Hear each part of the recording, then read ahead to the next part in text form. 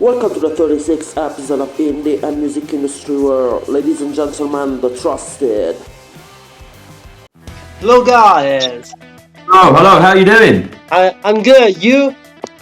I'm very not bad, good, man, not bad. Yeah, that's cool. Thank you so much for having an interview with me because you got a real great sound. Oh, thank you very much. Thanks for having us. Appreciate it so much. Thank you. Yeah. So do you want to talk to me about your new single that will be released? Yellowhammer. Congrats so much. Yes, so Yellowhammer comes out on Wednesday the 6th of August, which is this Wednesday. And this is a song about disconnecting from the world and kind of feeling angry behind your computer screen, basically. And it's quite an aggressive, dancey, indie rock kind of thing.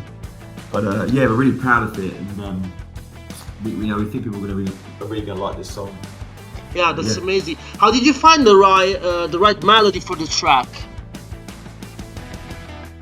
It's kind of last minute, wasn't it? Yeah.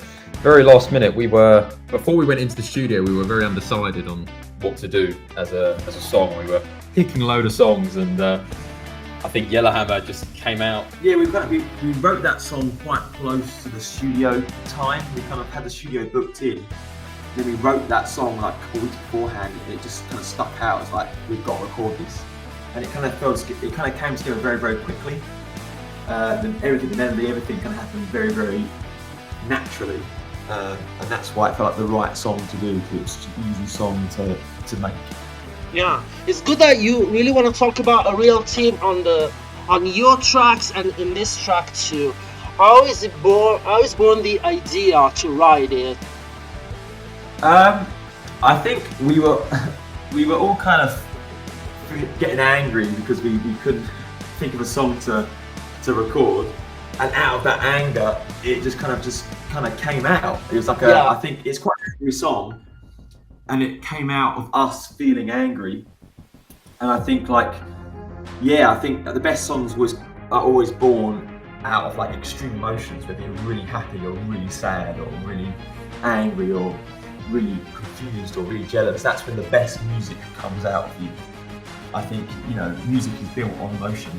So I think when you have a strong emotion, great music just kind of shows itself. Yeah, that's amazing. You're from Southend-on-Sea.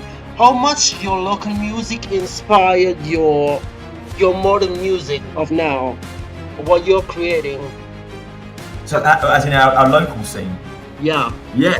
So we're as a band, we're from a town, or a city called Southend-on-Sea, which obviously just by the where the River Thames kind of drifts out into the ocean. And there's I don't know whether it's the ocean or just the geography. I don't know what it is, but it's a very healthy music scene there, in Southend. There's a lot of great music has come out of Southend. Obviously, we've got back in the 70s, we had bands like Dr. Feelgood. More recently, we've had bands like The Horrors, Nothing But Thieves. And obviously we've got bands like Asylums. So much great music is coming out of Southend. So for us, it's great. It feels like we're surrounded by so much great stuff happening all the time. There's so many great music bars, music venues where there's music happening every night of the week, and that's very inspiring to us. It means that you're surrounded by sound, and I think that really helps us kind of like feel like we're part of something, like a musical culture. Yeah, I feel like a mix of great sounds from indie rock, punk, and wave sound. Yeah. Mm-hmm. How do you call this kind of mashup of music on your own words? That is a question. That's the $1 million question, because it's really hard to define. Because I think it's interesting you talk about this, because I think in the era of Spotify and streaming, I feel like the whole concept of genre is starting to break down, because people now can build a playlist and have their playlist. Like 1 minute they can be listening to Kendrick Lamar, then they can listen to the Arctic Monkeys, then they can listen to Pavarotti. And I feel like you can kind of like people can create playlists of different styles, and I think people's music tastes are becoming much More mood. mood based and more inclusive of different styles. People will become much more embracing music as a whole rather than genres. And I feel like for us, that whole idea inspires us. So I think we just take music we like from different genres. Like, we're obviously inspired by a lot of guitar music. You just listen to some incredible genres of music that, there's bands and artists from those genres that we love. And we obviously take that stuff and we kind of just make our own thing. We don't try to think about it too much, but I think we're kind of like, we're in the sort of rock genre, I guess, but that's such a broad genre. We're kind of bouncing off the walls of it. Like 1 minute we're here, then we're here. Like a pinball machine. We kind of like take the bits from all over the place. Yeah. How is your songwriting process, guys, when you write a track? As you're in a group, you just like starting from instrumental, maybe with the lyrics. How do you work on it? It's kind of different every time. Everything you just said, we do all those things. So I think like we try and keep the creative process and the songwriting process as like fluid as possible. And I think sometimes songs start as like a Logic demo on a computer. Sometimes they start as a jam, and the four of us are jamming in the room. Sometimes they start as like a voice, memo on the iPhone. And we kind of just like see where things take us. And I think that's the thing with songwriting, because there's four of us, we try and keep everything very free-flowing and kind of embrace ideas from everywhere. So, yeah. Yeah. I've listened so much just like Arkansas and the Innocent. Is there just like what inspired you, the track? That's something that will happens into your life, or it's just like something about universal as a message? It's interesting to bring up the Innocent, which is, that's an interesting song, because for us that was kind of like a song where, lyrically, I was very inspired by Bruce Springsteen with that song. Obviously, that whole idea of like being in a town and being young in a town, and your ego becoming bigger than yourself, and you kind of get a bit lost in, thinking you're bigger than you actually are, kind of thing. And that's the innocence. So it's sort of like the ignorance of innocence. And that song, it's kind of like a playfulness to that song.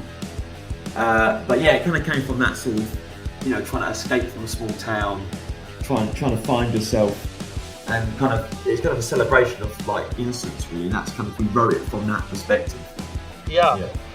Which is the real connection of every track of Love and Suicide, because it seems like there's a storytelling from track to track.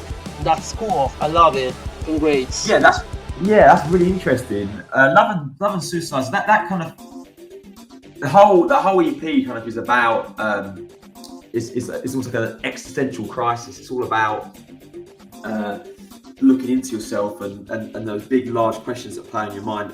All our music comes from like an emotional place. I always have to think of the Trusted as a band, where our songs are all about emotion. They're all about experiencing the world from your own perspective and how the world makes you feel. It's about the human mind. And the song Love and Suicide is about, sitting there and you start overthinking those deep questions like what happens after you die, is there, how the universe began, all these different things playing on the mind and then kind of overwhelming you.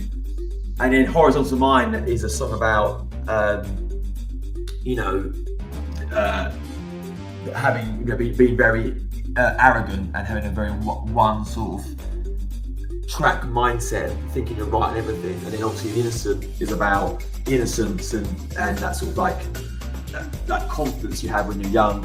And then Wild Love is a song about, experiencing love and that feeling of like wanting to run away with someone and believing that it's you versus the world. So all those songs kind of have those quite strong emotional, psychological tints to them. And that's kind of like the through line with all our music. But that EP very much has that sort of journey, starting with existentialism and ending with love. That's kind of the journey that Yeah. I love it because you bring something different in the music industry right now, and that's absolutely cool. Have you just planned some other tour outside the UK, or it will be just like a summer tour there? I wish in Italy and America. Yes. Yes. Oh yes. We've got plans. We sort some stuff out now, but the plan is we want to play it everywhere we possibly can. We're a live band. We love being in the studio, but for us, we were born on stage. We played live before we started recording. So Well, we played Italy many years ago. When you mentioned Italy, we actually did a little tour in Italy. Yeah, just before lockdown. Just before lockdown. Which was amazing. I want to get back to it. And that was incredible. But I think we want to play everywhere, and I think we love playing live. I mean, we love playing our music to people. We just last weekend we played Latitude Festival here in the UK, and there was a huge, I think about 700 people there watching, and just watching their reaction to our music and the whole experience of everyone kind of understanding where we're coming from musically and kind of jumping along with us was just amazing. We want to kind of bring that to as many people as we can everywhere. We'll play anywhere in the world. We're there. Do you think that that's just like some difference between the stages and the audience when you're on tour? About the people. I think once people, music is like a universal language, right? It's the one language that translates across everywhere. It's kind of like the ultimate thing that I think kind of like ties everyone together. Like everyone, you can have two people in the same room who don't speak the same language, but they both love the same band or artist, and when they play a song that these two love, they will both connect together with that song despite not being able to maybe communicate because they have the same language. And that's the beautiful thing about music, and we find that no matter where we are, when you start playing, it's like everyone becomes part of the same thing. It's like music is a thing, so where you are in the world, where you are in the country, where you are anywhere, I think music just brings people together, and you can have everyone understands it the same sort of way. Everyone is after that same emotional buzz from live performance. So I just find that's what's so great about music. So we find that everyone kind of reacts the kind of same way in a strange way. Everyone can have the same visceral reaction to music, and we love that. That's what's so great about music. You're born for this.